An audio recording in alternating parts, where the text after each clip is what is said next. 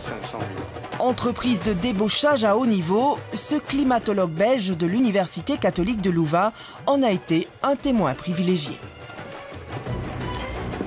Une des personnes que je connais très bien a déjà plusieurs fois dit avec un léger sourire, parce qu'il me connaît suffisamment bien et je ne changerai pas d'avis, m'inviter à le rejoindre en me faisant miroiter les milliers de dollars qu'il reçoit tous les jours de la part de ces lobbies ou simplement de gens qui ne désirent pas continuer à entendre donc que le réchauffement global. C'est sûr, je ne suis pas le seul, ne vous inquiétez pas. L'argent qu'ils reçoivent, en fait, c'est énorme. Je veux dire, parfois, vous les enviez. Sûr que je les envie. Parce que moi, pour avoir 1000 €, je vous prie de croire qu'il faut que je me batte et il faut que je vienne avec des arguments extrêmement difficiles à faire passer pour les avoir. Et eux, avec du vent, excusez-moi, là, et de la démagogie, on ramasse bien plus, Beaucoup d'argent pour préserver de gros intérêts, empêcher toute régulation en matière de CO2. Et pour cela, une stratégie parfaitement rodée, une stratégie du doute qui s'appuie sur la science et ceux qui la font. Alors on s'interroge. L'affaire des glaciers de l'Himalaya et le Climate Gate qui éclatent tous deux autour du sommet de Copenhague ne ferait-il pas finalement partie de cette stratégie ? N'y a-t-il pas là une redoutable entreprise de déstabilisation des sciences du climat et du GIEC de la part de ceux-là même qui ont crié à la conspiration ? Bon nombre de personnes qui ont étudié de près le sujet se posent en tout cas sérieusement la question. Ils avaient certainement intérêt à les diffuser dès que les mails ont été accessibles sur Internet. Sont-ils responsables du vol des mails? On peut le penser, mais il n'y a pas de preuves. Mais c'est clair qu'une fois que les données étaient en ligne, ils ont tout fait pour que tout le monde soit au courant.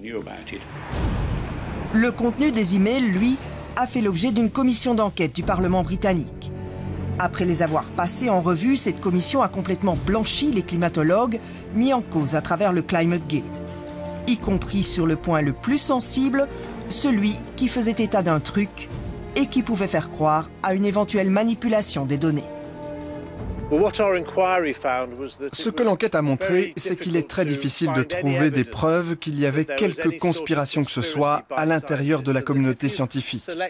Si vous prenez de façon sélective des éléments tirés de milliers de mails, vous pouvez leur faire dire n'importe quoi. Par exemple, sur la question de savoir s'il y avait un truc visant à cacher le déclin des températures, ce qui serait frauduleux, nous avons répondu non. Nous avons estimé que le truc est un terme scientifique souvent utilisé pour présenter les choses de façon claire et intelligente. Du coup, au sein de la commission d'enquête du Parlement britannique, on s'est aussi posé pas mal de questions sur l'origine et les motivations à la base du Climate Gate. Quand les mails ont été volés, ils ont été publiés de façon sélective sur des sites sceptiques et ailleurs. Et donc, il est logique d'en arriver à la conclusion qu'il s'agit là d'un agissement des sceptiques. S'ils sont pointés du doigt, impossible pourtant d'établir avec certitude que les climato-sceptiques sont à l'origine du Climate Gate. Et pour cause, le vol était particulièrement sophistiqué, les voleurs n'ont pas laissé de traces, les dates ont été modifiées et pour brouiller les pistes, les mails ont transité par un serveur russe. Un travail de pro, l'enquête judiciaire n'a pas permis d'identifier les auteurs. Quoi qu'il en soit, le Climate Gate s'est dégonflé. Pas moins de 4 enquêtes ont finalement blanchi les scientifiques. Mais si le scandale n'en était pas un, reste que le Climate Gate a profondément miné la confiance que le public pouvait avoir dans la climatologie. De plus en plus de gens se sont mis à douter de la réalité du réchauffement. On voit qu'aux États-Unis, seule la moitié des Américains acceptent les preuves scientifiques. Les autres sont complètement abusés.